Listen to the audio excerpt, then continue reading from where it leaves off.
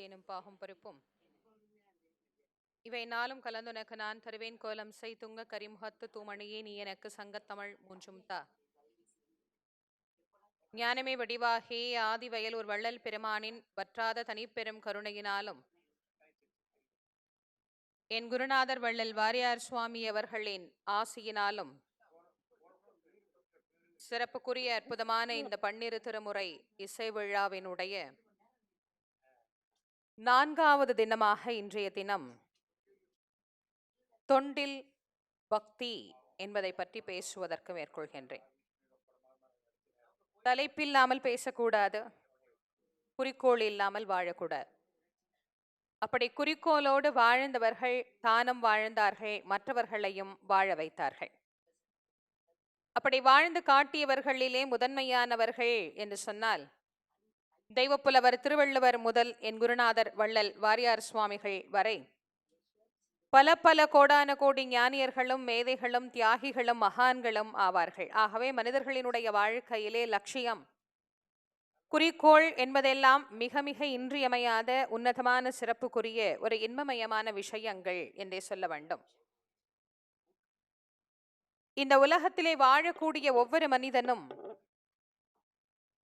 தன்னுடைய மனித வாழ்க்கையினுடைய மிக பெரும் பயனை பெற வேண்டும் என்பதற்காக நமக்கு அருளி செய்யப்பட்ட புராணங்களில் மிக பெரிய புராணமாக விளங்குவது பெரிய புராணம். அளவில் மட்டும் சிறிய புராணம், மதிப்பில் மிக பெரிய புராணம். இந்த பெரிய புராணத்தை நாம் எடுத்துக்கொண்டோமையானால் தொண்டு என்கின்ற ஒன்று இல்லாத அடியாரை நாம் இதில் பார்க்க முடியுமான்னா ரொம்ப கஷ்டம். எல்லோருமே தொண்டு செய்து எல்லோருமே இறைவனுக்கு சேவை செய்து வந்தவர்கள்தான். அப்படி தொண்டு, அந்த தொண்டின் மூலமாக பக்தி செய்தவர்களிலே ஒருவரை பற்றி நாம் இன்றைய தினம் தொண்டில் பக்தி என்கின்ற தலைப்பின் கீழே நாம் சிந்திக்க இருக்கின்றோம். இந்த உலகத்திலே ஒவ்வொருவரும் ஒவ்வொரு பிறவி எடுப்பதற்கும் ஒரு மூல காரணம் அப்படின்னு ஒன்று உண்டு. ஜென்மாந்திர தொடர்புகள் இல்லாமல் நமக்கு பிறவிகள் வாய்ப்பது கிடையாது. சில பேரை பார்த்தோம்னா நாம சொல்லுவோம், சார் உங்களை எங்கேயோ பார்த்தா மாதிரி இருக்குதே சார், ரொம்ப நாள் பழகினா மாதிரி இருக்குதே சார். ஆனா எங்க பார்த்தோம், எங்க பழகணும்? ஒருவேளை போன ஜென்மத்துல நாம ஏதாவது பார்த்து பழகி இருப்போமோ? பல பேருக்கு நேத்தியார பார்த்தோங்கிறதே மறந்துடுது. ஆனா பல ஜென்மா கழித்து சிலரை பார்த்தால் கூட அவங்கள பார்த்தா மாதிரி ஒரு ஞாபகம் வரும். இந்த ஜென்மாந்திர தொடர்புங்கிறது நிச்சயமா உண்டு. எல்லாம் நமக்கு அமைவது அந்த ஜென்மாந்திர தொடர்பினாலே. அப்படி ஒரு ஜென்மாந்திர தொடர்பின் காரணமாக பூலோகத்திலே ஒரு பிறவியை பெற்று எப்படி வாழ வேண்டும் என்று வாழ தெரியாமல் அந்த வாழ்க்கையை மாற்றிக்கொண்டு அதனால் துன்பங்களை அனுபவித்து அதன் பிறகு மீண்டும் நம்முடைய சைவ சமயத்தினுடைய பெருமையை உணர்ந்து இந்த சைவ சமயத்திற்கு வந்து சேர்ந்த ஒரு அற்புதமான அடியாரைத்தான் நாம் இன்றைய தினம் சிந்திக்க இருக்கின்றோம். நால்வரில் ஒருவராக விளங்கக்கூடிய திருநாவுக்கரசர் என்கின்ற திருப்பெயரினை பெற்ற அப்பர் பெருமானுடைய வரலாற்றை நாம் இன்றைய தினம் சிந்திக்க இருக்கின்றோம்.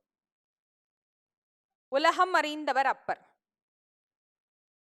இன்றைக்கு நாம் பாடக்கூடிய தேவாரம் என்கின்ற பகுதியை நமக்கு தந்தவர் அப்பர். பொதுவா இன்னைக்கு நாம எல்லாம் சொல்லிடுறோம் மூவர் தேவாரம் மூவர் தேவாரம் என்று. ஆனால் மூவர் தேவாரம் என்று நியாயமாக சொல்லக்கூடாது என்று சொல்லிக்கொண்டே அதை சொல்லிக் கொண்டு இருக்கிறோம். எனக்கு அதுல ஒரு மிகப்பெரிய மன வருத்தம் என் குருநாதர் காலத்திலிருந்து உண்டு. இதை என்னைக்கு யார் மாத்தி சரியா எப்ப சொல்ல போறாங்கன்னு தெரியல. என் குருநாதரே அதை ரொம்ப வருத்தப்பட்டு சொல்லுவார்.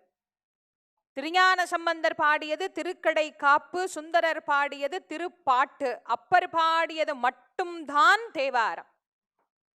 தேவாரம் என்றால் உள்ளத்தை உருக்கச் செய்து இறைவனை நம்மோடு இணைக்க வைக்கின்ற பாடல் தேவாரம். இது நீங்க வேற ரெண்டுலையும் பார்க்க முடியாது. அது ரெண்டினுடைய லயங்களும் வேறு, பாடப்பட்ட விதங்களும் வேறு. அந்த தேவாரத்தை நமக்கு அருளிய ஞான மூர்த்தியாகிய அப்பர் பெருமானுடைய அருள் ஆற்றல் நிறைந்த அந்த வரலாறு இன்றைய தினம் நாம் சிந்திக்க இருக்கின்ற வரலாறு. கைலாசத்திலே சிவபெருமான் இருக்கிறார், சௌக்கியமா இருக்கிறார். அவருக்கு என்னங்க கவலை? கைலாசத்துல சுவாமி எப்படி இருக்கிறார்? சுகம்மா, நிம்மதியா. பெருமானுடைய அற்புதமான அந்த கைலையில தேவியோடு அமர்ந்து கொண்டிருக்கிற போது தசக்ரீவன் திக்விஜயம் செய்து விட்டு அப்படியே அந்த கைலை வழியா வரான். 10 தலைகளை உடைய அந்த தசக்ரீவன் தான் மிக வலிமையானவன், தன்னை விட வலிமையானவர்கள் உலகத்துல ஒத்தரும் கிடையாதுன்னு அங்கேருந்து வந்து அந்த மலைய அப்படி நேரா கடக்க முற்பட்டான். நந்தியம்பெருமாள் வந்து தடுத்து சொன்னார், தசக்ரீவா, இதை நீ நேரா போக முடியாது, இது சிவபெருமான் வாழ்கிற புனிதமான மலை, நீ பலமாக போ.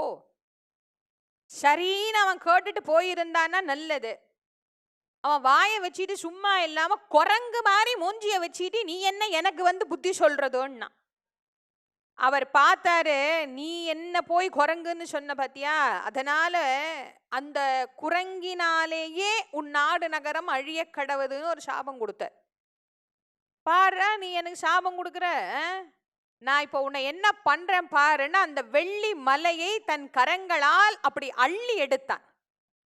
எவ்வளோ பெரிய மலை! அந்த மலைய தன்னுடைய கரங்களினாலே ராவணன் ஆற்றல் மிகுந்தவன் அப்படியே அள்ளினான் வெள்ளி மலைய. பார்வதி தேவிக்கு கொஞ்சம் பயமா போச்சு. சிவபெருமான பார்த்து சொன்னா, சுவாமி, பூமியில நிலநடுக்கம் வந்தா கூட கைலாசத்துல வராதுன்னு நீங்க சொல்லுவீங்களே, இப்ப கைலாசத்துல என்னமோ நிலநடுக்கம் வந்த மாதிரி இப்படி ஆடுதே சுவாமி, என்ன? சிவபெருமான் சொன்ன, நீ ஒன்னும் கவலைப்படாத, பேசாம இரு. இந்த இடது காலினுடைய பெருவிரலின் நகத்தை அப்படி அழுத்தினார். விரலெல்லாம் சுவாமி அழுத்தல, நகத்தை அப்படி ஒரு அழுத்தினார், அவ்வளவுதான். மலையை தூக்கினவன் அப்படியே உழுந்துட்டான். 1000 ஆண்டுகள் ரோதனம் பண்ணான். உலகத்திலே ரொம்ப கொடுமையானது என்ன தெரியுமா? சகிக்க முடியாதது என்ன தெரியுமா? குழந்தையின் அழுகை. குழந்தை அழுதாலே கொடுமையா இருக்கும். இவ்வளோ பெருசு இருந்துகிட்டு அழுதான்னா எப்படி இருக்கும்? சும்மாவும் கொஞ்ச நாளா அழறான், 1000 வருஷம் கடந்த அழுது கத்தி புலம்புறான். அந்த கைலையை சுற்றி பல முனிவர்கள் தவம் செய்து கொண்டிருக்கிறார்கள். எப்பவுமே இந்த கைலாசத்திலே முனிவர்களுக்கு தவம் செய்வதுதான் வேலை, அவங்களுக்கு வேலையே அதுதான். அந்த இடத்திலே தவம் செய்கிற போது மனம் அமைதி பெறும், ஆற்றல் அதிகரிக்கும், தங்களுடைய தவப்பயனை அதீதப்படுத்தி கொள்ளுவதற்காக அவருடைய தவ வாழ்க்கையை அந்த கைலையிலே மேற்கொள்ளுவார்கள். அப்படி கைலையை சுற்றி தவம் செய்து கொண்டிருக்கக்கூடிய முனிவர் கூட்டம், அதுல நிறைய பேர் தவம் பண்ணிட்டு இருக்கிறாங்க. அதுல ஒரே ஒருத்தர், எல்லாரும் பேசாம தான் தவம் பண்ணாங்க. இந்த வாக்கீஷர்னு ஒருத்தர் தவம் பண்ணார். அவருக்கு இது ரொம்ப இடையூறா இருந்தது. தவம் பண்ணும்போது அவர் பாட்டுக்கு பண்ண வேண்டியது தானே. அவர் காதுல போய் இந்த சத்தம் அவரை ரொம்ப தொல்லை பண்ணுச்சு. அவர் என்ன பண்ணாரு, அங்கேருந்து எழுந்து வந்து இந்த கத்துன்னு கத்திட்டு இருக்கிற தசக்ரீவனை பார்த்து சொன்னார், ஏண்டா தசக்ரீவா, சுத்திமதி இல்லாம இப்படி கத்துறியேடா, இதனால ஏதாவது பிரயோஜனம் உண்டா? மேலே இருப்பவன் சாமகான பிரியன், இசையால் அவனை வசம் செய்யலாம், அவனை நினைத்து உள்ளம் முருகி சாமகானம் பாடுன்னு உடனே சொன்னா, சாமி நல்ல யோசனை தான், எனக்கு சங்கீதம் பூரா தெரியும், ஆனா இப்ப தம்பூரா இல்லையே, நான் எப்படி பாடுறது? அவர் சொன்னார், இப்போ உனக்கு என்ன தம்பூரா தானே வேணும்? ஆமா, அதுதான் 10 தலை மண்டையா வச்சிருக்கிறீல்ல, அந்த 10 தலையில ஒரு தலையை எடு. 20 கை வச்சிருக்கிறீல, அந்த 20 கையில ஒரு கைய பிய்யே. 10 தலையில் ஒரு தலையை வெட்டினா 20 கையில ஒரு கைய பிச்சா, நரம்பெல்லாம் ஒன்னா மீட்டு ஸ்ருதி மீட்டி இசையூட்டி சாமகானம் பாடுனார். இசையூட்டி ரத்தம் சொட்ட சொட்ட சாமகானம் பாடினார். அந்த சாமகானத்தை கேட்டு உள்ளம் முருங்கின பெருமான் சுவாமி வந்து ஒன்னொன்னுத்துக்கும் மயங்குவாருங்க. அவர் இருக்கிறாரு பாருங்க, அவர் எல்லாத்துக்கும் மயங்குறவர். சுலபமா அவரை மயக்கிறதுக்கு என்ன வழின்னா இசை. யாரை வேண்டுமானாலும் சுலபமாக மயக்கக்கூடியது இசை. உலகத்திலேயே அந்த இசைக்கு இருக்கிற வல்லமை வேற ஒன்னுத்துக்கும் கிடையாது. ஒரு சங்கீதம் பாடும்போது நீங்க இப்ப இங்கே கவனிச்சிருக்கீங்கன்னா தெரியும், இயல் சொற்பொழிவு சொற்பொழிவாளர் 1000 புத்தகம் படிச்சு 1000 கதை தெரிஞ்சு அதுல உண்மை தெரிஞ்சு அர்த்தம் தெரிஞ்சு அதுல நுணுக்கத்தை தெரிஞ்சு அதை சொல்லி அதை சரியான விதத்துல சொல்லி எங்க நிப்பாட்டணுமோ அங்க நிப்பாட்டினா கைதட்டுவீங்க இல்லையா? பாடுறவருக்கு அவ்வளோ கஷ்டம்லாம் இல்லை. ராகத்தை முறையாக கற்றுக்கொண்டு அந்த ராகத்துல அப்படி ஒரு கமகம் பண்ண ஒண்ணு ஆஹா பேஷ் பேஷ் பிரமாதம். நமக்கு உடனே ரசனை இயலுக்கு வராது, இசைக்கு வரும். ரசிக்க தெரியாதவர்கள் கூட ரசிப்பது இசை. அது யார் வேணாலும் ரசிச்சிடலாங்க. அதுக்கு ஒன்றும் பெரிய ஒன்றும் கற்றுக்கணும், பாடுறதுக்கு தான் கற்றுக்கணும், ரசிக்கிறதுக்கு அதெல்லாம் தேவையா இல்லை. நம்மளே இசைக்கு மயங்கி போயிடுறோமே. சிவபெருமான் எப்படியால அப்படியே உள்ளம் உருகிறவர் பெருமான். அவர் அந்த இசையை கேட்டு மயங்கின பெருமான் வந்து ராவணனுக்கு காட்சி தந்து வாழ்வும் நாளும் கொடுத்தார். அப்பா, நீ 1000 ஆண்டுகள் ரோதனம் செய்து கொண்டிருந்த நீ ராவணன் என்று பெயர் பெறுவாய்.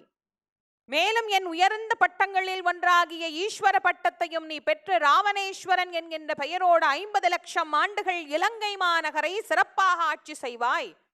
உன்னுடைய நாடு எல்லா வளமும் நலமும் நிறைந்த பசுமை நிறைந்த நாடாக இருக்க கடவுது. இலங்கை பச்சை பசேர்னு பசுமையா இருக்கும். அன்னைக்கும் அப்படித்தான் இருந்தது. இன்னைக்கும் இலங்கை போய் வந்தவங்களுக்கு தெரியும். இன்னைக்கும் அந்த நாடு அவ்வளவு இயற்கை எழில் வாழ்ந்த நகரம், அற்புதமான நகரம். எங்கு பார்த்தாலும் பசுமை, எங்க பார்த்தாலும் வளம், எங்கு பார்த்தாலும் அந்த மண்ணினுடைய ஆற்றல். இத்தனை யுத்தத்தையும் கடந்து அந்த தேசம் இவ்வளவு வளமையாக இன்றைக்கு இருக்கிறது என்று சொன்னால் எங்கள் பெருமானார் என்றைக்கோ கொடுத்த வரத்தினுடைய பலன் இன்றைக்கும் அது அப்படி விளங்கி கொண்டு இருக்கு. நம்ம அதை பார்க்கும் போதே நமக்கு தெரியுது. இவ்வளவு வாழ்வும் நாளும் பெறுவதற்கு காரணமா இருந்தவர் யாரு? வாகீசர். சிவபெருமான் பார்த்தார், இவருக்கு வரம் கொடுத்தாரா? கொடுத்துட்டு அவரை பார்த்து சொன்னாரு, இவ்வளோ முனிவர்கள் பேசாம தானே இருந்தாங்க, யாருக்கும் இல்லாத அக்கறை உமக்கு மட்டும் என்ன வந்தது? நல்லது பண்ணினா கூட நல்லவனுக்கு நல்லது பண்ணணுமா, கெட்டவனுக்கு நல்லது பண்ணினா அதுக்கு ஒரு பாவம் உண்டு. அந்த பாவத்தை நீ அனுபவிக்க பூலோகத்துல போய் மனுஷனா போற. மேலோகத்துல பெரிய தண்டனை என்ன தெரியுமா? பூமிக்கு போய் மனுஷனா போற. ஒரு நம்ம கூட நினைச்சிருந்துருக்கலாம் ஒரு காலத்துல நம்மளும் தேவலோகத்துல ஏதாவது வாழ்ந்தவோ என்னவோ தெரியல. பூலோகத்துல போய் மனுஷனா போற. அப்படி வந்து பூலோகத்திலே அவதாரம் பண்ணினவர் தான் இந்த உலகத்தினுடைய மருளையெல்லாம் நீக்க வந்தவர். அதனால் மருள் நீக்கியார் என்கின்ற திருநாமத்தோடு உலகில் தோன்றியவர். இளமையிலேயே எல்லா கலைகளையும் கற்று தேர்ந்தவர். நல்ல தமிழ் படிச்சார். அவருக்கு ஒரு தமக்கையார் இருந்தார், திலகவதியார்னு அந்த அம்மையாருக்கு பெயர். தியாகம் இவரில் உயர்ந்ததா, தொண்டில் இவரில் உயர்ந்ததா என்ற ஒரு கேள்வியை எடுத்தோமையானால் அதற்கு பதில் இவரை விட ஒரு படி உயர்ந்தவர் திலகவதியார் தான். திலகவதியாருக்கு அப்புறமா தான் அப்பர் பெருமானே. அப்படி மிக உயர்ந்த சிவபக்தி நிறைந்த குடும்பத்தில் வளர்கிறார். அவங்க அக்காவுக்கு திருமணம் நிச்சயிக்கப்படுது. நிச்சயிக்கப்பட்ட கணவர் போருக்கு போறார். போரில் மாண்டு போனார். தகப்பனாருக்கு மன உளைச்சல், மன வலி. அதிலேயே அவர் உழன்று உழன்று உழன்று அவர் மாண்டு போனார். அவர் மாண்ட வருத்தத்திலேயே அந்த அம்மா மாண்டு போனா. தாய் இல்லை, தந்தை இல்லை, தனக்கு நிச்சயிக்கப்பட்ட கணவனும் இல்லை. தன்னுடைய வாழ்க்கையை எப்படி நடத்துறதுன்னு அந்த அம்மாவுக்கு தெரியல. இனி நான் ஏன் வாழ வேண்டும் என்கின்ற எண்ணம் அவளுக்கு வந்தது. திலகவதி அம்மையார் யோசிச்சார், இனிமே நமக்கு எதற்காக வாழ்க்கை தேவையில்லையே. ஒன்னோ தாயார் இருக்கணும், இல்லைன்னா தந்தையார் இருக்கணும், இல்லை ஒரு கணவர் இருக்கிறாரா அவருக்காக வாழணும், குழந்தை இருந்தா குழந்தைக்காக வாழணும், யாருக்காக நாம வாழணும் ஒத்தரும் இல்லை.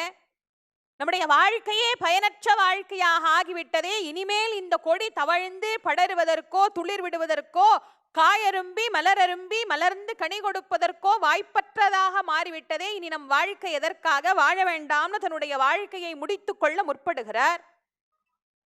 அப்பதான் அவருக்கு ஞாபகம் வருது, அப்பா இல்லை, அம்மா இல்லை, நிச்சயம் பண்ணின கணவனும் இல்லை. ஆனா ஒன்னும் தெரியாத தம்பி ஒருத்தர் இருக்கிறாரு. எல்லாம் தெரிந்த வயதாயிருந்தால் கூட பரவாயில்லை, விட்டுட்டு போயிடலாம். ஒன்னும் தெரிந்தும் தெரியாத நிலையில இருக்கிற தன்னுடைய தம்பிக்காக தான் வாழ வேண்டும் என்கின்ற முடிவினை எடுத்தார். தம்பிக்காக என்னுடைய வாழ்க்கை அப்படின்னு முடிவு பண்ணினார். அவருக்கு நிறைய தர்மவான் நெறிகளை எல்லாம் கற்றுக் கொடுக்கிறார். அவரும் கொஞ்சம் நிறைய படிக்க படிக்க அவருக்கும் மனசுல ஒரு யோசனை வருது, நமக்கு இவ்வளோ பிரச்சனை வருது, ஏன் வருது? நிறைய பேருக்கு இந்த யோசனை வருங்க, நமக்கு மட்டும் ஏன் இவ்வளோ கஷ்டம் வருது, நமக்கு மட்டும் ஏன் இவ்வளவு துன்பம் வருது, நமக்கு மட்டும் பகவான் ஏன் இவ்வளோ சோதனையை கொடுக்குறார், மற்றவங்களுக்கு எல்லாம் கொடுக்கறது இல்லையே, நமக்கு மட்டும் ஏன் கொடுக்குறார்? இந்த இரும்பு இருக்குது பாருங்க, அது அப்படி நீட்டி வச்சுட்டா அவ்வளவுதான், எனக்கு வேலை முடிஞ்சிச்சு. ஆனா தங்கம் அப்படி இல்லை. தங்கத்தை ஒரு ஆபரணமாக ஆக்க வேண்டும் என்று சொன்னால் அந்த தங்கத்தை உருக்கி அதை உலையிலிருந்து எடுத்து அதை ஒரு வடிவத்தில் நீட்டி அப்புறம் அதை சின்ன சின்னதா வெட்டி அதுக்கு பிறகு அதை மறுபடியும் முடுக்கி அதை கட் பண்ணி அங்க முடுக்கி இங்க முடுக்கி இப்படியெல்லாம் பலவாறு அந்த தங்கத்தை போட்டு துன்பப்படுத்த படுத்த படுத்த படுத்ததான் அது அழகிய வேலைப்பாடுடைய நகையாக மாறும். இறைவன் யாருக்கு நிறைய துன்பத்தை கொடுக்கிறாரோ அவர்களை இறைவன் பண்படுத்துகிறான் என்ற அர்த்தமே தவிர இறைவன் அவர்களை துன்பப்படுத்துகிறான்னு அர்த்தம் இல்லை. அதனால்தான் அடியார்கள்லாம் சொன்னாங்களா, சுவாமி எனக்கு கஷ்டத்தை கொடுத்து என்னை ஆட்கொண்டுக்கோ, ஏன் கஷ்டம் கொடுத்தாதானே நீ என்னை எப்படி ஆட்கொள்றேன்னு என்னால தெரிஞ்சுக்க முடியும். அந்த துன்பம் தான் நம்மை பக்குவப்படுத்துகிறது. அப்படி துன்பத்தில் பக்குவப்பட்டு பக்குவப்பட்டு பக்குவப்பட்டு வருபவர்கள் ஞானியர்கள். அந்த துன்பத்தை வேறு மாதிரி திசை திருப்பி கொள்ளுபவர்கள் மனிதர்கள். அவருக்கு அப்ப எப்படி மாத்திக்கிறதுன்னு தெரியல. அந்த அம்மா திருப்பிட்டா, சுவாமி பக்கம் திருப்பிட்டா, இவருக்கு திருப்ப தெரியல. இவர் என்ன நினைச்சாரு, இந்த சமயத்துல இருக்கிறது தான் நம்மளுக்கு இவ்வளவு பிரச்சனை போல இருக்குது. சில பேருக்கு சில அற்பமான சென்டிமெண்ட் எல்லாம் இருக்கும். இன்னைக்கு போகும்போது இது வந்ததுனால தான் இது நடந்தது, இன்னைக்கு இப்படி இப்படி திரும்பினதுனால தான், இந்த சட்டை போட்டதுனால தான் இதாச்சு, அன்னைக்கும் இந்த சட்டை போட்டு போய் நடக்கல, இன்னைக்கும் இந்த சட்டை போய், நம்ம ஒழுங்கா நடக்காததுக்கும் பாவம் இந்த சட்டைக்கு என்ன சம்பந்தம் இருக்குது? அப்படி நிறைய வச்சிருப்போம். சில பேர் பாருங்க, சில கிரிக்கெட் விளையாடுறவங்க கூட சில இடத்துல இந்த இடத்துல கண்ணாடி வச்சாதான் நமக்கு ராசி, ஒரு கர்ச்சிப் வச்சாதான் ராசி, தொப்பியை இப்படி வைக்கக்கூடாது, இப்படி திருப்பி வச்சாதான் ராசி, ஒத்தொத்தருக்கும் ஒன்னொன்னு வச்சுட்டு இருப்பாங்க. இவருக்கு என்ன மாதிரி தோணுச்சு, இதெல்லாம் எல்லாத்தையும் விட்டுட்டார். வாழ்க்கையில சுத்தி இருந்தது எல்லாத்தையும் விட்டுட்டார். நமக்கு இதனால பிரச்சனை அதனால பிரச்சனை எல்லாத்தையும் விட்டுட்டார். அவருக்கு ஒன்னே ஒண்ணு தோணுச்சு, இந்த சமயத்தில் இருந்ததனால் தான் எனக்கு இவ்வளவு துன்பம் வந்ததுன்னு முடிவு பண்ணார். எவ்வளவு தவறான முடிவு பாருங்க. இந்த சமயம் தான் எனக்கு துன்பத்தை தந்ததுன்னார். எந்த சமயமும் இந்த துன்பத்தை வச்சுக்கோன்னு கொடுக்கறது கிடையாது. கடவுளுக்கு என்ன வேற வேலை வெட்டி இல்லையா? உட்காந்துட்டு இதை நீ வச்சுக்கோ, இதை நீ வச்சுக்கோ, இதை நீ வச்சுக்கோ. நாம் செய்கிற பாவ புண்ணியத்திற்கு ஏற்ப நமக்கு ஜென்மாந்திர தொடர்பின் அமைப்பினால் வருவது இன்பமும் துன்பமும். நீங்க இன்பத்தையோ சரி துன்பத்தையோ சரி இன்னொருத்தராலோ ஏன் கடவுளால் கூட நமக்கு தர முடியாது. நாம நினைச்சிட்டு இருக்கிறோம் கடவுள் தான் நமக்கு துன்பம் தரார், கடவுள் தான் இன்பம் தரார். இன்பமோ துன்பமோ என்னை கேட்காமல் என்னை அனுமதிக்காமல் எனக்குள்ளே வருமா என்று சொன்னால் கிடையாது. அந்த துன்பத்தினுடைய அதீதமான எல்லையை இறை வழிபாட்டினால் இறைவன் கிட்ட போய் முறையிட்டு, சுவாமி எந்த ஜென்மாவிலையோ பண்ண தப்புக்கு இந்த ஜென்மாவில நான் மன்னிப்பு கேட்கிறேன், இதுல இருந்து எனக்கு விமோச்சனம் கொடு என்று சொன்னால் அந்த துன்பத்தை மாற்றுகின்ற அருளை இறைவன் கொடுப்பார். அதுக்குதான் கடவுளை கும்பிடுன்னு நம்ம சொல்றோம். அதுக்குதான் கடவுளே தவிர, துன்பத்தை மாற்றத்தான் இறைவனே தவிர துன்பத்தை தருவதற்கு இறைவன் இல்லை. இவர் அப்படிதான் நினைச்சார், இந்த சமயம் எனக்கு துன்பம் தந்து விட்டது, இங்க இருக்கிறதுனால தானே எனக்கு இந்த பிரச்சனை, நான் இங்க இருந்து பிற சமயம் போறேன். அப்ப சமணத்துக்கு போயிட்டார். இவர் வேற ஏற்கனவே நல்லா தமிழ் படிச்சிருந்தாரா, அதனால சமணர்கள் எல்லாம் அவரை ரொம்ப அன்பா வரவேற்று அவருக்கு மயிர்பீலி எல்லாம் கையில கொடுத்து போய் சமண மத பிரச்சாரம் பண்ணுங்க, எந்த கடவுளை உண்டுன்னு சொல்லணுமோ அந்த பெருமானை இல்லேன்னு சொன்னார். பிரச்சாரத்துல பெரிய பீரங்கி ஆயிட்டார். தேசந்தோறும் போய் பிரச்சாரம் தான், எல்லா பக்கமும் போய் பண்ணி சமண மத கோட்பாடுகளை நிலைநிறுத்தி கொண்டே வருகிறார். வருடங்கள் போகுது போகுது போகுது போகுது போய்கிட்டே இருக்குது. இந்த அம்மா திருவதிகையில சுவாமிக்கு தொண்டு பண்ணி அவர் வாழ்ந்துட்டு இருக்கிறார். அவருக்கு வேலையே அந்த ஆலயத்தில் செய்யக்கூடிய பணிகள், அவருக்கு அவ்வளவுதான். திருவதிகை பெருமானும் அந்த பிராட்டியாரும் தான். தினோ அந்த ஆலயத்தை தூய்மை செய்து திரு அலகு பரிமாறுதல் அப்படிங்கிறது அவருடைய பணி. திரு அலகு பரிமாறுதல். திரு அலகு பரிமாறுறதுன்னா, திரு அலகுன்னா என்னன்னு அநேகமா உங்களுக்குலாம் தெரிஞ்சிருக்கும்னு நான் நம்புறேன். திரு அலகுன்னா எத்தனை பேருக்கு தெரிஞ்சதுன்னு எனக்கு தெரியல. பல பேர் தெரியல. நம்ம வீட்டுல வச்சிருக்கிறோம் பாருங்க, தொடப்பம், விளக்குமாறு, சீமாறு, ஒரு ஒரு ஊர்லயும் ஒரு ஒரு பேர் வச்சிருக்கிறோம் பாருங்க. அதுக்கு ஆலயத்துல பேர் என்னன்னா திரு அலகு பரிமாறுதல் அப்படின்னு பேர். ஆலயத்தை போய் கூட்டுன்னு சொல்லக்கூடாது, ஆலயத்தை பெருக்குன்னு சொல்லக்கூடாது. இந்த தொடப்பத்தை எடுத்து ஆலயத்தை கூட்டி தள்ளுங்க, ஆலயத்தை பெருக்குங்க, இந்த இடத்த சுத்தம் பண்ணுங்க அப்படின்னு சொல்லக்கூடாது. ஆலயத்துல அதுக்கு என்ன பேர் தெரியுமா? திரு அலகு பரிமாறுங்கள் அப்படின்னு சொல்லணும். திரு அலகு எவ்வளவு அழகான தமிழ் வார்த்தை பாருங்க, திரு அலகு பரிமாறுதல். இனிமே நீங்க வேணும்னா இது ஒரு கோடு வேர்டா வச்சுக்கலாம். ஏன்னா நிறைய பேருக்கு தெரியாது பாருங்க. யாராவது வேண்டாத ஆள் வீட்டுக்கு வந்தா பொண்டாட்டிக்கிட்ட தைரியமா அந்த ஆளை வச்சுக்கிட்டே சொல்லலாம், இந்த ஆளுக்கு 2 திரு அலகு பரிமாறுற வரைக்கும் இந்த ஆள் எந்திரிக்க மாட்டார் போல இருக்குதே. அவர் என்ன நினைப்பாரு? லட்டு பூண்டி பிரசாதம் மாதிரி இது ஏதோ இவங்க ஊர் பக்கம் இருக்கிற ஏதோ சாமான் போல இருக்கு, நீங்க கையிலே கொடுங்க, நான் போற வழியிலே சாப்பிட்டுக்கிறேன்னு. நம்ம கையில தூக்கிட்டு வந்தா பாக்குறதுக்கு நல்லா இருக்கும்ல. நமக்கு தான் தமிழே மறந்து பல காலம் ஆகி போச்சு. அதனால அந்த ஆலயத்துல பயன்படுத்தின வார்த்தைகளே போச்சு. ஆலயத்துக்குன்னு சில வார்த்தைகள் வச்சிருந்தோங்க, இன்னைக்கும் இருக்கு. கோவில்ல மடப்பள்ளின்னு தான் சொல்லணும், கோவில்ல சமையலறைன்னு சொல்லக்கூடாது. கோவில்ல கொடுக்கறதுக்கு பேரு பிரசாதம், அது சாதம் அல்ல, அதுக்கு பேரு பிரசாதம். பிராணா விசேஷமானன்னு அர்த்தம். வீட்டுல சாப்பிட்டா சுவாதம், ஆலயத்துல சாப்பிட்டா பிரசாதம். அதே மாதிரி ஆலயத்துல சுவாமி இப்போ எத்தனை மணிக்கு எழுந்தருளுவார்னு கேட்கணும், இல்லைன்னா சுவாமி எப்ப திருவீதி உலா வருவார்னு கேட்கணும். இறைவன் உலா போந்துன்னு தானே எழுதினார். சுவாமி திருவீதி உலா வர்றாரு, எதுக்காக வர்றார்? பெருமான் உள்ளதான் சுவாமி இருக்கிறார், போய் எல்லாம் உள்ள கும்பிட்டுக்கிறோம், அப்புறம் எதுக்கு சுவாமி வெளியில வீதி உலா வர்றார்? அந்த வீதி உலா வர்ற காட்சிய யார் பார்க்கணுங்கிறதுக்காக வர்றார்? உள்ள பார்த்தவங்க எல்லாம் வந்து திரும்ப வெளியே பார்க்கணுங்கிறதுக்காக வர்றாரா? இல்ல அவங்க தான் உள்ளே பார்த்துட்டாங்களே, அப்புறம் அவங்க வெளியே பார்க்கணும்? ஒரு திருவிழா நடக்குது, 10 நாள் விசேஷம், கொடியேத்தியாச்சு, தினம் ஒரு அலங்காரம் நடக்கும் சுவாமிக்கும் அம்பாளுக்கும். சில வீட்டில் குழந்தை பிறந்திருக்கும், சில வீட்டில் யாராவது இறந்துருப்பாங்க, சில வீட்டில் சில பேருக்கு சில நியதிகள் இருக்கும், இத்தனை நாள் தான் கழிச்சு தான் கோவிலுக்கு போகணும். சிலருக்கு உடம்பு சரியில்லாமல் இருக்கும், அன்றைக்கி குளிச்சிருக்க முடியாது, குளிச்சுட்டு தான் கோயிலுக்கு போகணுன்னு ஒரு நியதியில் வாழ்பவர். அவங்களுக்கெல்லாம் மனசு ரொம்ப கஷ்டமாக இருக்கும். ஆஹா, இந்த திருவிழா நேரம்னு பார்த்து இப்படி ஆயிடுச்சே, சுவாமியை பார்க்க முடியலையே, இன்னைக்கு என்ன அலங்காரமோ, அம்பாள் என்ன அலங்காரமோ தெரியலையே, இந்த பெருமானை நம்மால தரிசனம் பண்ண முடியாமல் போயிடுச்சேன்னு அவங்கெல்லாம் வருத்தப்படுவாங்களாம். அதனால இறைவன் என்ன பண்றாரு?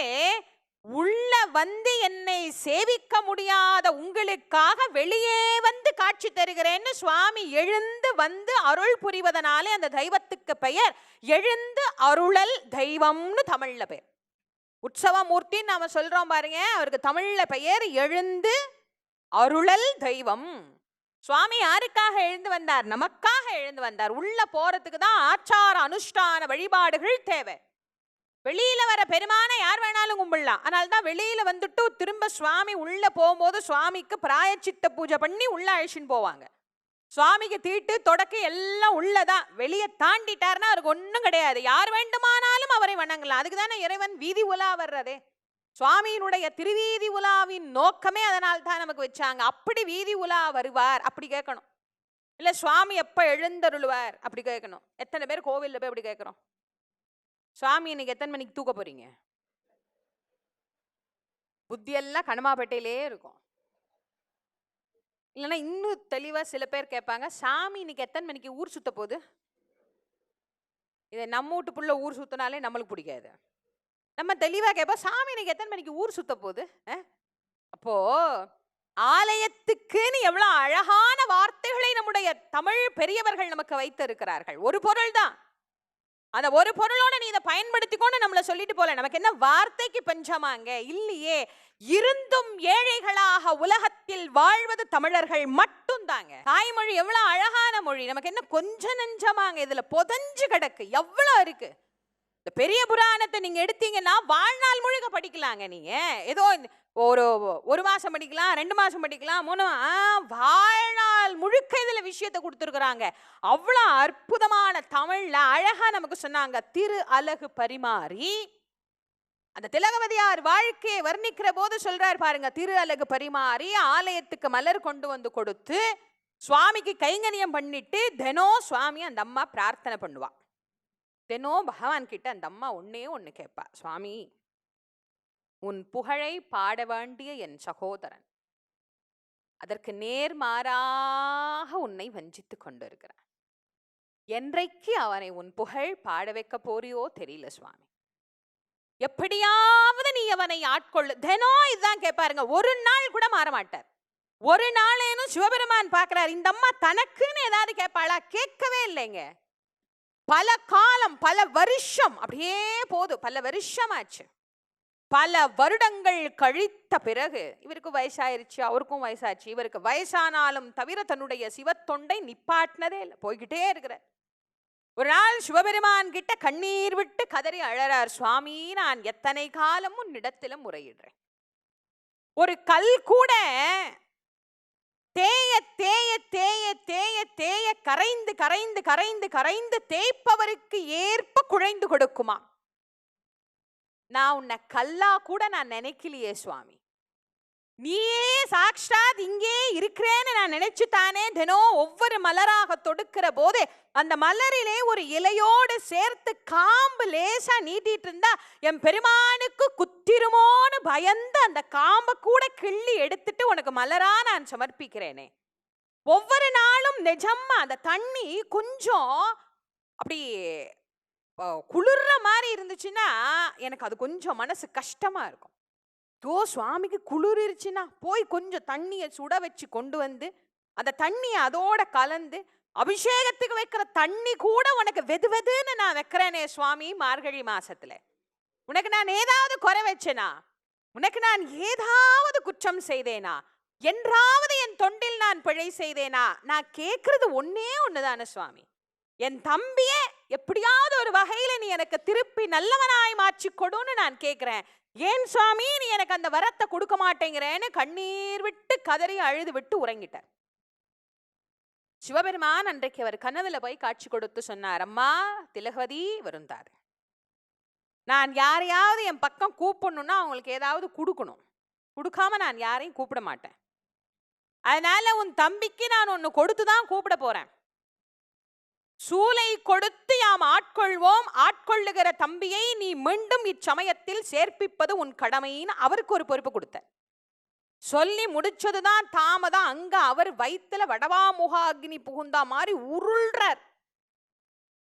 சமணர்கள்லாம் வந்து வைத்தியம் பண்ணி பண்ணி பண்ணி பண்ணி பாக்குறாங்க, ஒன்னும் சரியா வரல. சமணர்கள் வைத்தியம் எப்படின்னு நாம நேத்தே தெரிஞ்சுக்கிட்டோம். அது ஒன்னும் சரியா வரல.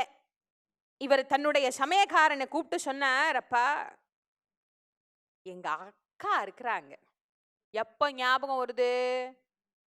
இளமையில விட்டுட்டு போன அக்கா 77 வயசுல ஞாபகம் வருது. அப்பருக்கு வயது 77 வயது. அப்போது 77 வயது உடைய அவருக்கு அக்கா ஞாபகம் வருது. அதனால்தான் நான் சொல்றேன், உலகத்தில் எவ்வளவு துன்பம் வந்தாலும் அந்த துன்பத்தில் நினைவு வருவது உறவுகள். கவலை வந்தாதான் பல பேருக்கு, கஷ்டம் வந்தாதான் கூட இருக்கிற வரைக்கும் யார் அருமையும் தெரியாது, யார் அருமையும் தெரியாது. தாய் அருமையும் தெரியாது, தந்தை அருமையும் தெரியாது, மனைவியின் அருமையும் தெரியாது, கணவனும் அருமையும் தெரியாது, குழந்தைகளின் அருமையும் நமக்கு தெரிய போறது கிடையாது. யாருக்கு எது இல்லையோ, இல்லை இது இல்லாமல் ஆகிவிடும் என்கின்ற பயம் என்றைக்கு வருதோ அன்னைக்கு தான் அவர்களினுடைய உயர்வு நமக்கு தெரியும். இருக்கிற வரைக்கும் யாரோட அருமையும் தெரியாது. நான் பல பேருக்கு நான் பலமுறை சொல்வதுண்டு, இருக்கின்ற எல்லோரையும் இருக்கிற காலத்தில் மகிழ்வாக வைத்துக் கொள்ளுங்கள். இனி ஒரு வாய்ப்பு கிடைக்கும், நாளைக்கு சொல்லிக்கலாம். இன்னைக்கே இப்பவே அம்மா நல்லா ஏதாவது பண்ணியிருந்தாலும் அம்மா சூப்பரா இருந்தது இன்னைக்கு சொல்லிடுங்க. இன்னைக்கே கணவர்கிட்ட சொல்லுங்க, இந்த பாருங்க இன்னைக்கு நீங்க பண்ணது நல்லா இருந்தது, இன்னைக்கே மனைவியை பாராட்டிருங்க, இன்னைக்கே பிள்ளைங்களை பாராட்டிருங்க. நாளைக்கு இல்ல வெளியே போயிட்டு வந்து பாராட்டுறேன்னு கூட ஒத்தி வைக்காதீங்க. எதுவுமே நிலையற்ற வாழ்க்கை வாழ்ந்து கொண்டு இருக்கிறோம். இருக்கிற போதே, இருக்கிற நிமிஷத்துல, இப்பவே எல்லாத்தையும் சொல்லுவோம், நாளைக்கு சொல்லுவோம், அப்புறமா சொல்லுவோம், அதுக்கப்புறமா சொல்லுவோம், வராது. இன்னைக்கே சொல்லுங்க. இப்போதே அவர் அதனால்தான் அந்த துன்பத்துல கூட அவருக்கு எல்லாம் கை விட்டுட்டாங்க. ஏதாவது வைத்தியம் பண்ணுவாங்க நம்பிட்டு தான் உட்கார்ந்துருந்தார். இந்த சமணர்கள்லாம் சேர்ந்து அங்கே போய் சொன்னாங்க, இனிமே இந்த கழுத்தை வைத்தியம் பண்ணி சமன் பண்ணி இது வந்து நம்மளுக்கு என்ன பண்ண போது, விட்டுட்டு பேசாம போங்கன்ன பிறகுதான் இதே வார்த்தையே எங்க அக்காவா இருந்தா சொல்லியிருப்பாளா? அப்பதான் அக்கா ஞாபகம் வருது. சமயக்காரன் சொல்றாரு, எங்க அக்கா திருவதிகையில இருக்கிறதா நான் கேள்விப்பட்டேன், கொஞ்சம் போய் எங்க அக்காவை கூட்டிட்டு வாய. அவர் வந்து கூப்பிட்டார். அந்த அம்மா ஒரே வார்த்தை தான் சொன்னா, நன்று அறியா அமன் பள்ளி வாயிலை யான் நன்னிகளேன், நான் வரமாட்டேன் போ. நல்லது எது தீயது எது என்று தெரியாத சமணர்கள் வாழ்கின்ற இடத்திற்கு நான் வரமாட்டேன், என் தம்பி இங்க கூட்டிட்டு வான்னார். சமயக்காரன் போய் சொன்னார், உங்க அக்கா உங்களை அழைச்சிட்டு வர சொன்னார். அவர் சொன்னாரு, நான் எப்படி வர்றது, என்னால நடக்க கூட முடியலையே, நான் இருக்கிறேன், உங்களை எப்படியாவது நான் கூட்டிட்டு போறேன், நீங்க வாங்கன்னு இரவோடு இரவாக ஒருவருக்கும் தெரியாமல் புறப்பட்ட அவர் தவழ்ந்து தவழ்ந்து தவழ்ந்து தவழ்ந்து திருவதிகைக்கு வர்றார். விடியற்கால நேரம், பொழுது விடுகின்றது. அந்த திருவதிகை ஆலயம் அற்புதமான ஆலயம், நீங்க போனவங்களுக்கு தெரியும். அந்த விடியற்கால நேரத்தில் அந்த திருவதிகை ஆலயத்துல அவரு குளத்துல குளிச்சுட்டு அவங்க அக்கா சிவபூஜைக்காக வர்றார். இவரை விட 5 ஆண்டுகள் மூத்தவர் திலகவதி அம்மையார். இவருக்கு 77 வயசு, இவரை விட 5 வயசு மூத்தவரே அந்த நேரத்துல குளிச்சுட்டு கோயிலுக்கு வர்றாரு. இவரால நடக்க முடியல, தவழ்ந்து வர்றார் அந்த திருவதிகையில. தம்பி வர்றத பார்த்த உடனே அந்த அம்மா கோவிலுக்குள்ள போல அங்கேயே நிக்கிறாங்க. அந்த தம்பிய பாக்குறார். எத்தனை வயசுல பார்த்த தம்பி இப்ப மறுபடியும் தன்னுடைய தம்பிய பார்க்கிறார். அன்றைக்கு அவன் தவழ்ந்த போது இந்த அம்மா பார்த்தவர். ஏன்னா இவருக்கு 5 வருஷத்துக்கு அப்புறமா தான் அவர் பிறகுறார். அவருக்கு நல்ல நினைவு தெரிந்து பிறந்த குழந்தை. அன்றைக்கு தவழ்ந்த போது பார்த்த தம்பிய இன்னைக்கு மறுபடியும் தவழ்ந்து வருகிற நிலையிலேயே பார்க்கிறார். சிவபெருமானுக்கு நன்றி சொன்னாராம். ஏன், என் தம்பியை இளமை காலத்திலேயே பார்த்த மாதிரி எனக்கு கொண்டு வந்து சேர்த்துட்டியே சுவாமி, இனிமேல் அவனை என்னால திருத்த முடியும். அங்கேருந்து வந்தார், அக்கான்னு திருவடியில விழுந்தார். அவர் தம்பி எழுந்துருனார். எங்க விழுந்த இடத்திலிருந்து எழுந்திருக்க சொன்னார்? கிடையாது. நீ விழுந்து கிடக்கிற பார் பர சமயம் என்ற படு குழியிலிருந்து எழுந்துருனார். விழுந்திருந்தவரை எழுப்பினார். தன் கையிலே இருந்த திருநீற்று மடலில் இருந்து அவருக்கு திருநீரை எடுத்து கொடுத்தார். அவர்கிட்ட இருந்த மருந்தது ஒண்ணுதான். அக்கா வயிறு ரொம்ப வலிக்குதுக்கா, என்னால ஒன்னும் பண்ண முடியலக்கா, என்னால நிமிர்ந்து கூட நிற்க முடியலையே அக்கா, வயதின் காரணமாக நான் குனிந்து நிற்கவில்லை, என்னால் நிமிர்ந்து நிற்க முடியாத அளவுக்கு இந்த வயிற்று வலி என்னை வேதனைப்படுத்துகிறது. அந்த திருநீரை எடுத்து கொடுத்தார். திருநீரை கொடுத்து, இந்தா இதை வாயிலை இட்டுக்கொள், நெற்றியிலே தரித்துக்கொள் என அந்த திருநீரை அவர் உடல் முழுக்க பூசினார். கனப்பொழுதில குணமானது அந்த நோய். அவருக்கு நேரா உள்ள போறார். திருவதிகை சிவபெருமான போய் பார்க்கிறார்.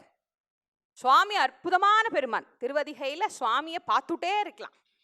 என்ன அழகா இருப்பார் தெரியுமா? அம்பாள் அதற்கு மேல அழகு. அற்புதமான அழகு நிறைந்த அந்த பெருமானையும் தாயாரையும் பார்க்கிறார். சிவபெருமானை பார்த்தா கோங்கோமா வருது, ஆத்திராத்திரமா வருது. நமக்கு ரொம்ப நெருங்கின நண்பர், ரொம்ப பழகினவர், ரொம்ப வருஷம் சண்டை போட்டோம், அதுக்கப்புறமா ரொம்ப நாள் கழிச்சு அவரை பார்த்தோம்னா நம்மளுக்கு எப்படி இருக்கும்? முதல்ல எடுத்தோடனே கோங்கோமா வரும். ஏண்டா வரல, பிள்ளைக்கு கல்யாணம் வச்சியா, பொண்ணுக்கு கல்யாணம் வச்சியா, இப்படித்தான் போவியா, அப்படித்தான் வருவியா, எங்களெல்லாம் உனக்கு தெரியாது, பார்க்காது வைக்காது, நீங்கெல்லாம் பேச மாட்டீங்க, வைக்க மாட்டீங்க, எவ்வளோ கோவம் வரும். இவருக்கும் சாமியை பார்த்தோன்னே கோவமா வருது. இந்த கோவத்துல கூட என்ன அழகா ஆரம்பிச்சார் பாருங்க. கூச்சாயினவாறு விளக்ககலீர். நமக்கு கோவம்தான் வரும். அதுக்கப்புறம் நாம பண்ண தப்ப யோசிக்கவே மாட்டோம். அவர் யோசிச்சுட்டு அடுத்த வரியிலே எழுதினார். கொடுமைகள் பல செய்தனன் நான் அறியேன், ஏற்றாயடிக்கே இரவும் பகலும் பிரியாது வணங்குவன் எப்பொழுதும், கூச்சாதம் வைச்சினகம் படியே குடரோடு துடக்கி முடக்கியிட ஆச்சேன். அடியேன் அதிகை கடில வீரட்டான துறை அம்மானேன்னு பாடினார். அப்படி துவங்கியதுதான் தேவாரம். உள்ளம் உருகிய நிலையில், கண்ணீர் பெருகிய நிலையில் துவங்கியது தேவாரம். ஆனால் தான் தேவாரம் என்கின்ற வாசகத்தை வேற யாருக்கும் பயன்படுத்த கூடாது என்பது உண்மை. அப்படிதான் ஆரம்பிச்சார். கூற்றாயினவாறு விளக்ககலீர். கூற்றுவன போல என்னுடைய வயிற்று வலி எனக்கு துன்பத்தை தந்ததே, நீ அதை விளக்குனியா? நீ அதை விளக்கலையே, ஏன் விளக்கல? அடுத்த வரியிலே பதில் சொன்னார் பாருங்க. கொடுமைகள் பல செய்தன. நான் என்ன கொஞ்சம் நெஞ்சமாவா கொடுமை பண்ணேன்? இவர் என்ன கொலை பண்ணாரா, கொள்ளையடிச்சாரு அங்க கொடுமை பண்றதுக்கு? உன்னை உண்டுன்னு சொல்ல வேண்டியனா இல்லைன்னு சொன்னேனே, இதை விட பெரிய கொடுமை உலகத்துல உண்டா? எனக்கு தெரியல சுவாமி. ஏன் தெரியுமா தெரியல? அப்ப நான் உன் பக்கம் இல்ல, அதனால எனக்கு தெரியல. தெரியாம நான் செய்துட்டேன். இந்த துன்பங்கள் என்னால ஆட்சிப்படுத்த முடியவில்லை சுவாமி. ஆற்றேன், என்னால முடியல, என்னால தாங்க முடியல. அடியேன் நான் ரொம்ப சிறியேன், என்னை நீ ஆட்கொண்டு எனக்கு அருள் புரிய வேண்டும் பெருமானேன்னு சரணாகதி அடைந்தார். சிவபெருமான் பார்த்தார். தன்னை சரணடைந்தவரை வாழ்விப்பது பெருமானின் கருணை அல்லவா? அவரை வாழ்வு தந்து அவருக்கு ஏதாவது பட்டம் கொடுக்கலான்னு சுவாமிக்கு ரொம்ப ஆசை. தகுதி உள்ளவர்கள் பட்டம் கொடுத்தால் அந்த பட்டத்திற்கு உயர்வு உண்டு. குடிகாரம் பாராட்டினா என்ன பெருமை இருக்குது? தகுதி உள்ளவன் பாராட்டன். சிவபெருமானுக்கு என்னங்க தகுதி இருக்கு? அவருக்கு எல்லாம் தெரியும். அவர் ஆடவல்லார், பாடவல்லார், அழகா வீணை கூட வாசிப்பார். அதனால தான் சொன்னார், வேயிறு தோழிற்பங்கன் விடமுண்ட கண்டன் மிக நல்ல. எங்கள் பெருமானாருக்கு வீணை கூட வாசிக்க தெரியும். அவருக்கு என்னதான் தெரியாது? அத்தனையும் தெரிந்த சகலகலா வல்லவர். அவர் பட்டம் கொடுக்கிறார் பாருங்க, என்ன அழகா பட்டம் கொடுத்தார். இனிமேல் 7 உலகங்களும் கேட்கும்படியாக யான் அறிவிக்கிறோம், நீ ஒருவனே திருநாவுக்கு அரசு என்கின்ற பெயரோடு விளங்குவாய்னு பட்டம் கொடுத்தார். நான் படைத்தவர்களுக்கெல்லாம் நீ இனி அரசன்னர். நான் யார் இருக்குதோ அவங்க எல்லாருக்கும் நீ அரசன், கவலைப்படாத. நாக்கு யாருக்கெல்லாம் இருக்குதோ அவங்களுக்கெல்லாம். இந்த நாக்கு தான் உடம்பிலேயே மிக உயர்ந்த உறுப்பு. அந்த நாக்க கடவுள் ரொம்ப பத்திரமா வச்சிருக்கிறார்.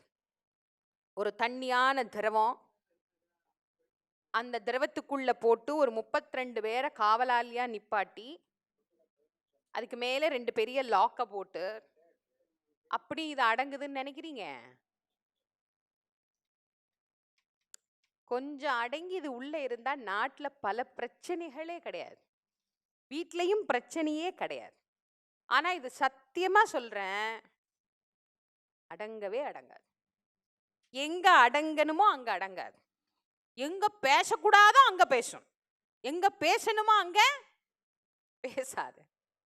இத தண்ணிக்குள்ளே சுவாமி போட்டாரு. ஏன் போட்டார்னர்? அப்பயாவது பேசும்போது கொஞ்சம் ஈரத்தோட பேசாதார். சில பேர் ஆரம்பிக்கும் போதே, ஏண்டா எருமாடே இந்த வண்டியை தொடச்சா என்ன, ஏப்பா இந்த வண்டியை தொடச்சா என்ன கேட்கலாம்ல. அது கொஞ்சம் ஈரம், அதுக்கு தான் தண்ணியிலே போட்டார். ஒரு 32 பேரை நிப்பாட்டினார் காவலாளி. ஏன் கொஞ்சம் தாண்டி வந்து படபட படபடன்னு சொல்லிடாம, அது கொஞ்சம் தடுக்கும் இல்லை. ஒரு 2 பேர் பயங்கரமா சண்டை போட்டாங்க. அப்படி சண்டை போட்டு முடிச்ச உடனே அந்த நாக்கும் பல்லும் பேசிச்சான். இந்த நாக்க பார்த்து பல்லு சொல்லிச்சான், ஏய் இனிமே என் பேச்ச கேட்காம நீ எங்கேயாவது வெளியில போய் பேசி பாரு, நான் கடிச்ச துப்பிடுவேன்னுச்சான். அதுக்கு உடனே நாக்கு சொல்லிச்சான், நான் தானே பேசுறேன், உனக்கு என்ன அதுல அவ்வளோ பெரிய கஷ்டம் வேண்டி கிடக்குது? அதுக்கு உடனே இந்த பல்லு பதில் சொல்லுது, ஆமா நீ வாட்டுக்கு பேசிவிட்டு போயிருவ, உங்ககிட்ட திட்டு வாங்குறவன் திருப்பி என்ன உன்னையா பேசுறான்? ஏய் பார்த்து பேச்சு, இல்லைன்னா பல்ல. யாராவது ஒத்தராவது நாக்க தட்டிடுறேன்னு சொல்றானா? இனிமே என்ன கேட்காம வெளியே போ. 32 பேர் நிப்பாட்டினாரா, 2 லாக், 2 பெரிய உதட போட்டு. அப்படி இது கேக்குதா? இல்ல. கடவுள் உடம்பிலேயே பாதுகாப்பா வச்சதே இந்த நாக்கத்தான்.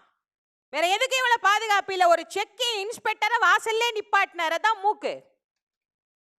இந்த மூக்கைய சுவாமி இங்க வச்சார். இன்னைக்காவது இதெல்லாம் ஆராய்ச்சி பண்ணிருக்கீங்களா? நமக்கு இதெல்லாம் ஆராய்ச்சி பண்ணவாங்க நேரம் இருக்குது? உலகத்துல எவ்வளவு வேலை இருக்குது நம்மளுக்கு. இதெல்லாமா நம்ம முதல்ல நம்மளை ஆராய்ச்சி பண்ணி பார்த்துக்குவோம். எதெல்லாம் நமக்கு கடவுள் ஏன் அப்படி வச்சார். நீங்க ஒரு நாளைக்கு நீங்க உட்காந்து யோசிச்சு பாருங்க, நம்மளை கடவுள் ஏன் இந்த மாதிரி படைச்சார். நீங்க இப்ப இதை ஒரு சின்ன விஷயம் தான் இது, நீங்க யோசிச்சு பாருங்க. இந்த மூக்கை இங்க வைக்கணும்னு என்ன தேவை? மூக்கு, வாய். அழகா இருக்குன்னு வச்சிருக்கிறாரா சுவாமி? இல்ல. இந்த மூக்க சுவாமி இப்படி தலைக்கு மேல வச்சிருக்கலாம்ல, எப்படி இருக்கும்? மாட்டுக்கு கொம்பு வச்ச மாதிரி இருக்கும்.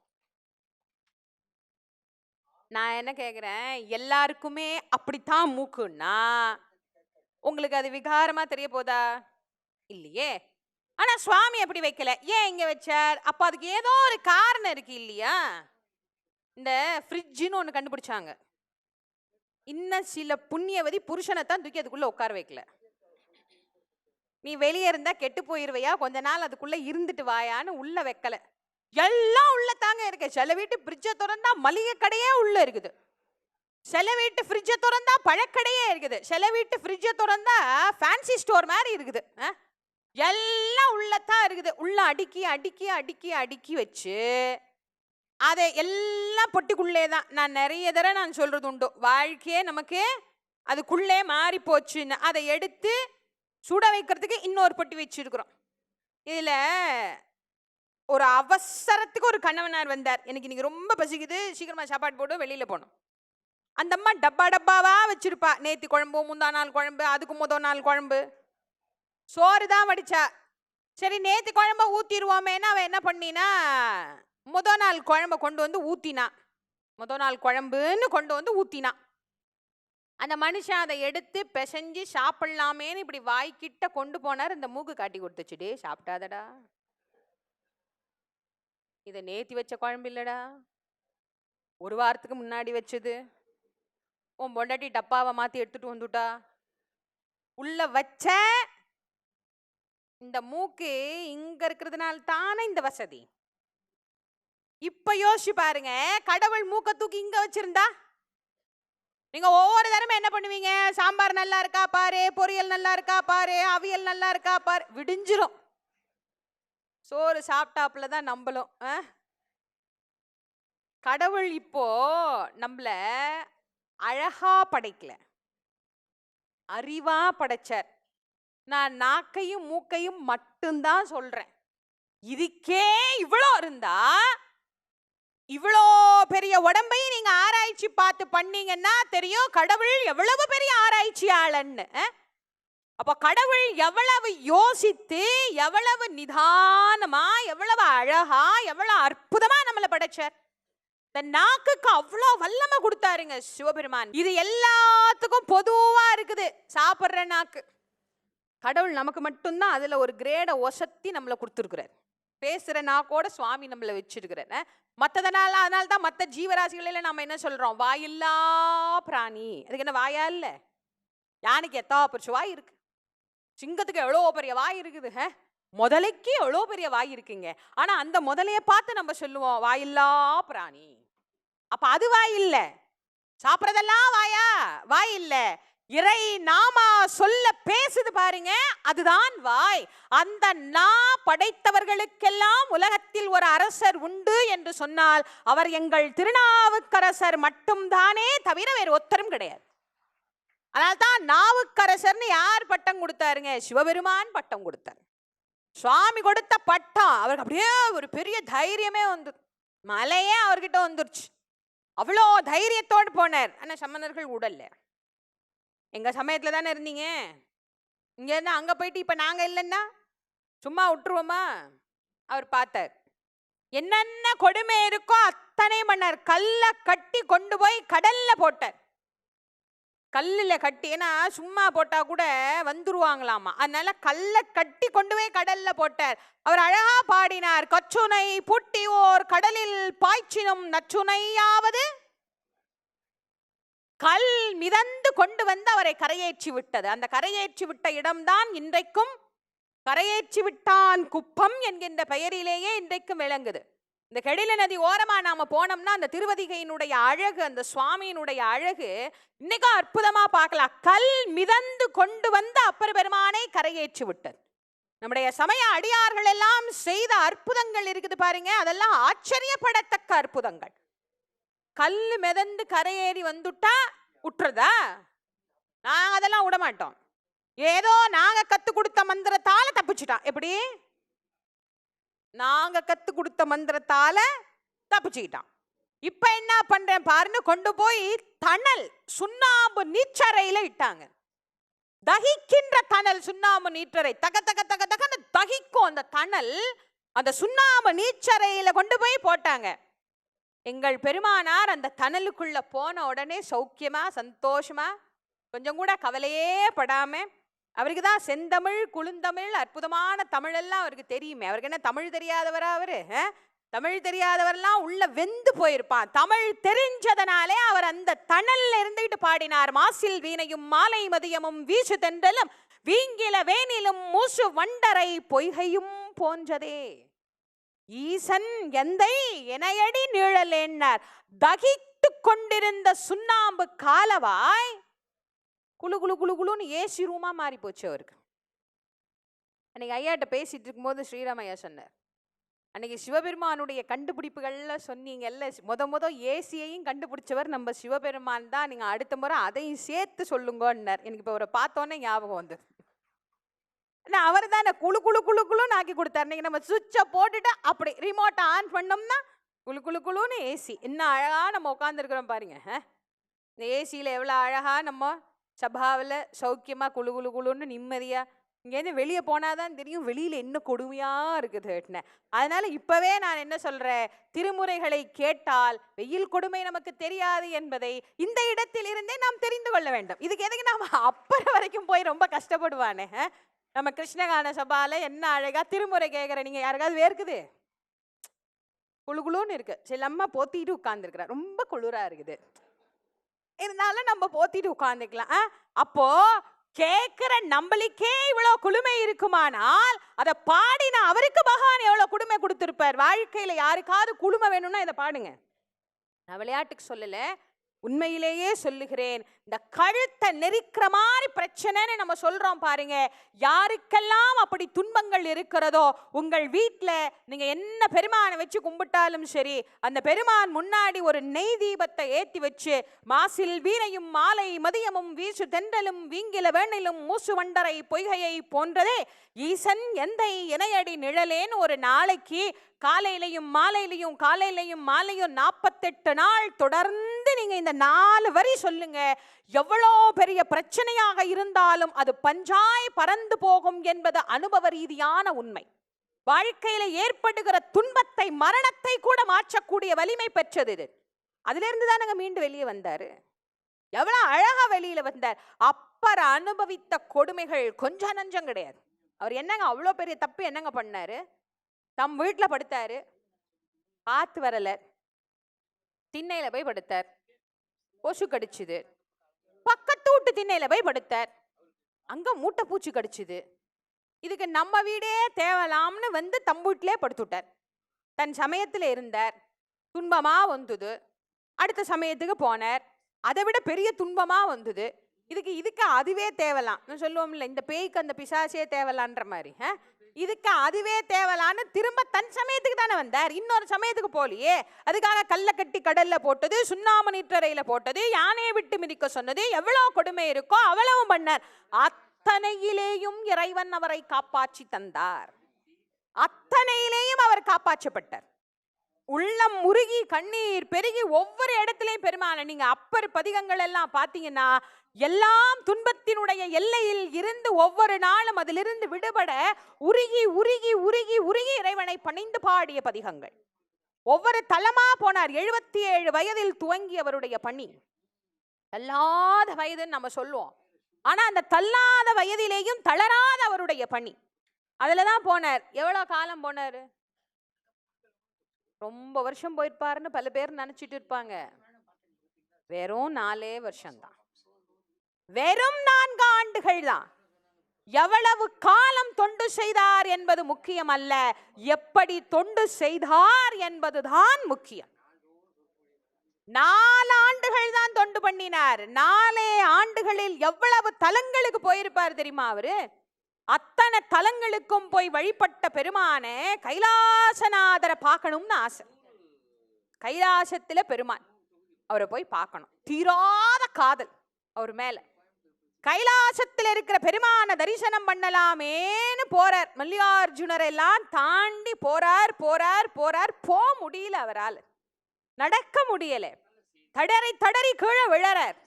விழுந்ததிலிருந்து எழுந்து நடந்து நடந்து நடந்து நடந்து கொஞ்சம் கொஞ்சமா போறார். அப்பயும் அவரால் முடியல.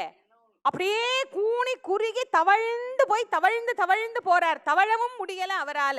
பெருமான உள்ளம் முருகி பிரார்த்தனை பண்றாரு, சுவாமி நான் உன்னை பார்க்கணும்னு தானே ஆசைப்பட்டேன். இந்த கைலையிலே இருக்கின்ற அழகை தரிசிக்கணும்னு நான் நினைச்சது தப்பா? என்ன அழகான இருக்கிற காலை நேரத்தில் உதிக்கின்ற அந்த பொன்னார் மேனியனின் தரிசனம் எவ்வளவு உயர்ந்தது. இந்த கைலையில சிவபெருமான் அதிகாலை நேரத்துல பொன்னார் மேனியனா காட்சி தருவார். அந்த பொன்னார் மேனியனின் தரிசனம் அவ்வளவு சுலபமா கிடைக்காது. இன்னைக்கும் கைலாசத்திற்கு போகக்கூடிய ஒவ்வொரு அடியார்களும் அந்த பொன்னார் மேனியனின் தரிசனத்துக்காகத்தான் காத்து கொண்டிருப்பார்கள். காலையில அந்த கதிரவன் உதிக்கின்ற போது அந்த கைலையில அப்படி பட்டு பிரகாசிக்கின்ற அந்த ஒளி, இந்த பாடின வரிகள் இன்னைக்கும் நமக்கு ஞாபகம் வரும். பொன்னார் மேனியனே புலித்தோலை அரைக்கு அசைத்து. சுவாமி நீ என்ன பேர் அழகு, தக தக தக தகன்னு ஜொலிப்பியே சுவாமி. உன்னுடைய அழகை நான் எப்படி என்னுடைய வார்த்தையில வர்ணிக்க முடியும்? அந்த அழகை பார்க்கணும்னு நான் நினைச்சது தப்பா? உன்னை பார்க்கணும்னு நான் பிரியப்பட்டேனே, எனக்கு மனதில இருக்கிற வைராக்கியம் ஏன் என் உடம்புக்கு வர மாட்டேங்குது? என் மனசுல இருக்கு, உடம்புக்கு வர மாட்டேங்குது. நான் வரணும் நான் வரணும் நான் வரணும்னு தவழ்ந்து தவழ்ந்து வந்தார். ஒரு அடியார் வந்தார். எங்கய்யா தவழ்ந்து தவழ்ந்து? அப்படியே எங்க பெருமான பார்க்க போறேன். அது உம்மால ஆவாது, இன்னும் ரொம்ப தூரம் போகணும். பரவாயில்ல நான் போயிடுவேன். நீ போறியோ இல்லையோ உன் உயிர் போயிடும், அதுக்குள்ள போகலாம் முடியாது. உயிர் போனாலும் பரவாயில்லை, போற உயிர் அங்கேயே போயிரட்டா, அதை பத்தி நான் கவலைப்படலை. நான் திரும்பிலாம் போக மாட்டேன், நான் இங்கேதான் இருப்பேன். நான் இப்படியே போறேன், தவழ்ந்தேனும் போறேன். இல்ல என் மேல இரக்கம் கொண்டு பெருமான் எனக்கு கொஞ்சோண்டு சக்தி கொடுத்தாருன்னா நான் நடந்து போவேன், இல்லைன்னா நான் தவழ்ந்தேனும் போவேன். என்னுடைய உறுதிப்பாட்டிலிருந்து நான் மாற மாட்டேன். இவர் சொன்னாரு, அப்படி போய் நீ பார்க்கணும்னு என்னையா அவசியம்? எங்கும் நிறைந்த பரம்பொருளை எங்கும் வழிபட்டு விட்டு செல்லலாமேன்னு. அது சரி, எல்லா இடங்களிலும் தான் இறைவன் நிறைந்திருக்கிறார். ஆனால் எங்கள் பெருமானார் அதிவிசேஷமாக நிறைந்திருப்பது இந்த கைலையில் அல்லவா? இந்த கைலாசத்துல பெருமான தரிசனம் பண்ணணும் தான் சிவபூத கணங்களோடு பெருமான் வீற்றிருக்கின்ற அற்புத காட்சி எனக்கு வேணுமே. அம்மையும் அப்பரும் காட்சி தரக்கூடிய ஐயாரப்பரை நான் தரிசனம் பண்ண வேண்டாமா? அவரை நான் வழிபடணும், வணங்கணும், துதிக்கணும், வாழ்த்தணும். அதனால நான் இப்படியே போறேன். சொல்லி சொல்லி பார்த்தார், முடியல. அவர் சொன்னார், சரி உம்மது வைராக்கியத்தினால நீ போயிருவியா? ஆமா நான் போறேன். எவ்வளவோ தடுத்தும் தன்னுடைய பயணத்தை துவங்க முற்பட்டவர் ஒரு கட்டத்தில் மூர்ச்சித்து விழ போய் வந்த அந்த கிழ வேதியர் சிவரூபமாக காட்சி கொடுத்து அவர் சொன்னார், உமது வைராக்கியத்தை பல இடங்களில் சோதித்து நேரடியாகவே யாம் கண்டுகொண்டோம், கவலைப்படாதே, இந்த குளத்துல மூழு. நேரா போய் ஒரு குளத்துல எந்திரிப்பார். அந்த குளத்துல அங்க உனக்கு எழுந்ததும் நான் உனக்கு கைலாச காட்சி அங்க தரேன். சிவபெருமான் எங்கிருந்து எப்பவே டெலிகாஸ்ட் பண்ணியிருக்கிறார் பாருங்க. இதை கூட நம்ம பெருமான் தான் துவங்கி வச்சிருப்பார் போல இருக்கு. முதல்ல அவர் என்னென்னலாம் துவங்கி இருக்கிறாரோ இன்னும் தெரியல. இன்னும் கண்டுபிடிச்சிட்டே இருக்கலாம். புதையல் மாதிரி தோண்ட தோண்ட தோண்ட தோண்ட கைலையிலே முழுகிய அவர் நேரா வந்தார். திருவையாற்று குளத்திலே எழுந்தார். திருவையாறு அற்புதமான திருத்தலம்ங்க. எத்தனையோ ஞான பெரியவர்களை தன் அகத்தே கொண்ட திருத்தலம் திருவையார். அந்த பெருமான் ஐயாரப்பர், அந்த ஐயாரப்பர் பெருமான் அவருக்கு அழகாக அம்மையும் அப்பனுமா ரிஷபவாகத்திலே கைலாச காட்சி அங்க கொடுத்தார். இன்னைக்கும் அந்த தரிசனம் நமக்கு அங்கே கிடைக்கிறது என்று சொன்னால் அந்த பெருமானுடைய காட்சி, அந்த காட்சியோடு இரண்டர கலந்து விட்டதனுடைய சிறப்பை நாம் ஒவ்வொருவரும் உணர்ந்து கொள்ள வேண்டும் என்பதற்காகத்தான் தொண்டு செய்து செய்து செய்து செய்து அந்த தொண்டால் தன்னுடைய வாழ்க்கையின் உன்னதமான நிலையை அடைந்த திருநாவுக்கரச பெருமானுடைய வரலாற்றை தொண்டில் பக்தியாக நாமால் இன்றைய தினம் சிந்திக்க முடிந்தது. இன்றைக்கு நாம் தெரிந்து கொள்ளக்கூடிய தகவல், இந்த தினம் ஒரு தகவல் மாதிரி, இன்னைக்கு நமக்கு ஒரு தகவல். இன்னைக்கு நமக்கு என்ன தகவல்னா, தினம் கோவிலுக்கு போறோம், சுவாமி கும்பிடுறோம். ஆனா ஆலயம் தூய்மையாக இருக்கிறதா இல்லையா என்பதில் நமக்கு துளி கூட அக்கறையே கிடையாது. என் வீட்டில் ஒரு குப்பை கிடக்குதுன்னா அந்த குப்பையை எடுத்து வீட்டுல போட தெரிஞ்ச எனக்கு ஆலயத்துல கிடக்கிற குப்பையை என்னைக்கு எடுக்க தெரியுதோ அன்றைக்குத்தான் நாம் நிஜமாக பக்தி செய்கிறோம் என்று பொருள். ஆலயத்தின் உழவார பணி என்பது உயர்ந்தது. ஆலயத்தில் உழவார பணி சின்ன சின்ன பிள்ளைங்களாம் நீங்க போய் செய்யறாங்க. இன்னைக்கு இளைஞர்கள் பண்றாங்க உழவார பணி, வயது முதிர்ந்தவர்கள் உழவார பணி பண்றாங்க. நாம போய் வாய்ப்பு இருந்தா அந்த மாதிரி உழவார பணி பண்ணுங்க. வாய்ப்பு இல்லாதவர்கள் ஆலயத்தை குப்பையாக்காமல் திரும்பி வாருங்கள். கோயிலுக்கு போறோம், பூ வாங்கிட்டு போறோம், பழம் வாங்கிட்டு போறோம், அர்ச்சனைக்கு வாங்கிட்டு போறோம், அந்த காகிதத்தை கசக்கி அப்படியே போட வேண்டியது. நமக்கு என்ன, விபூதியை வாங்குறோம், குங்குமத்தை வாங்குறோம், அப்படியே தட்டு, தூண்ல தட்டு, அங்க தட்டு, இங்க தட்டு, உண்டியல்ல தட்டு, இதெல்லாம் செய்யக்கூடாது. இன்னையிலிருந்து தயவு செய்து உங்கள் வாழ்க்கையில் அதை ஒரு வைராகியமாக மாற்றிக்கொள்ளுங்கள். இன்னைக்கு நாம் எடுத்துக்கொண்ட விஷயம், ஆலயத்தை இனிமேல் நாம் சுத்தமாக வைத்துக் கொள்வோம் என்கின்ற ஒரு வைராகியத்தை நம்முடைய வாழ்க்கையிலே கடைபிடிக்கணும். மீண்டும் நாளை மாலை உங்களை சந்திக்கிறேன் என்று கூறி இந்த அளவிலே நிறைவு செய்கின்றேன். ஆரிரு தடந்தோள் வாழ்க, அறுமுகம் வாழ்க, வெட்பை கூறுசெல் தனிவேல் வாழ்க, குக்குடம் வாழ்க, செவ்வேளேரியம் அங்கே வாழ்க, யானிதன் அணங்கும் வாழ்க, மாரிலா வள்ளி வாழ்க, வாழ்க சீர் அடியார் எல்லாம். வெற்றிவேல் முருகா. நன்றி, வணக்கம்.